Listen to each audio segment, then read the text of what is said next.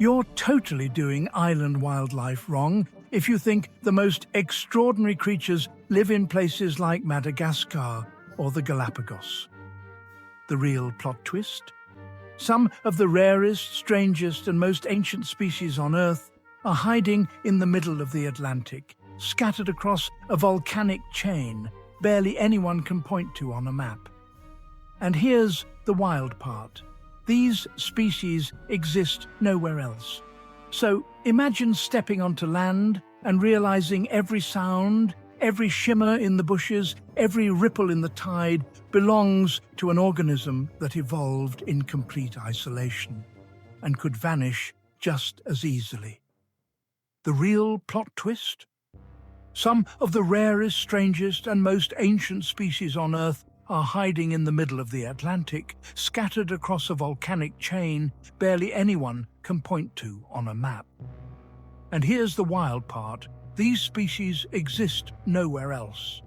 So imagine stepping onto land and realizing every sound, every shimmer in the bushes, every ripple in the tide belongs to an organism that evolved in complete isolation and could vanish just as easily. The first thing that hits you is the quiet. Not silence, Cape Verde is full of life, but a kind of hush that feels like the land is holding its breath. That's when the Raso lark breaks the stillness. At first you think it's just another brown bird, until it hops closer, fearless, as if it owns the island. Because it does.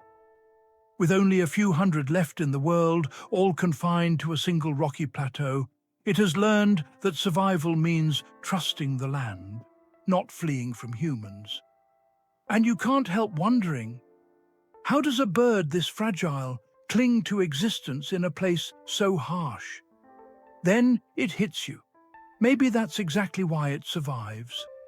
It's mastered the art of living where most species wouldn't dare to try. A few dunes over, the temperature seems to rise, and suddenly something ancient shuffles into view. The giant Cape Verde gecko. Not giant like dinosaur-sized, but giant compared to geckos anywhere else. Its eyes glow like molten gold, tracking insects in slow, deliberate movements. You catch yourself thinking, this thing looks like evolution forgot to finish it. But that's the point. The Cape Verde Islands are like a time capsule, freezing species in forms that disappeared elsewhere. And this gecko is living proof that isolation isn't just a barrier, it's a sculptor. Then there's a creature you'll hear long before you see. The Cape Verde shearwater. These seabirds scream into the night with calls that sound like something between a ghost and, well, a malfunctioning flute. People used to think the islands were haunted because of them. What makes the shearwater special isn't just its voice, it's where it goes. After months raising chicks in volcanic cliffs, it vanishes across the Atlantic, navigating thousands of miles with a precision scientists still can't fully explain. You stand there listening, realizing every call is a breadcrumb dropped by a traveler who knows the ocean better than any sailor ever will. But the islands aren't just shaped by the sea, they're shaped by fire. And nothing embodies that more than the Cape Verde giant skink, or rather, the memory of it. This lizard was once so striking that sailors collected them like treasures. Overhunting and habitat loss pushed them into what most people consider extinction. Yet rumors and unconfirmed sightings persist. Every rustle in the brush feels like a possibility. And suddenly you're hooked by a mystery. What if a species thought to be gone is still fighting to hold on to its last refuge? Then, almost as if to balance the weight of that thought, a flash of movement streaks past. A tiny electric spark of life known as the Cape Verde warbler. This bird is a master of subtlety. It blends into dry reeds, slipping between shadows like a whispered secret. But what makes it remarkable is its resilience. It survived droughts, storms, and human disruption when nearly every model predicted its collapse. And the lesson hits you quietly. Sometimes survival isn't about strength or speed. It's about refusing to be erased. Just offshore, another quiet miracle unfolds. The Cape Verde loggerhead turtle returns from its ocean-wide odyssey to nest on the very beach where it was born.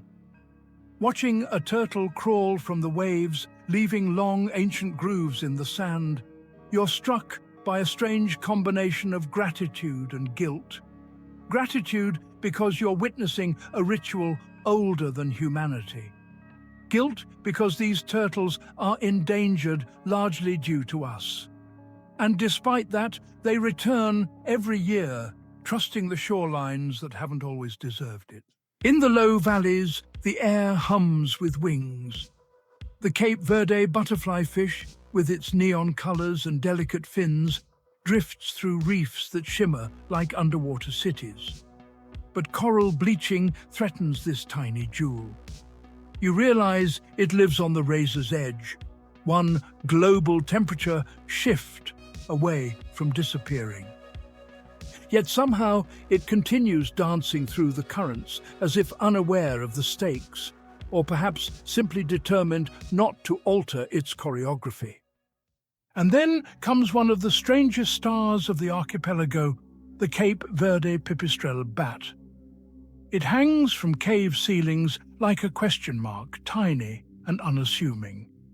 But its echolocation is tuned to the unique acoustics of volcanic caves found nowhere else.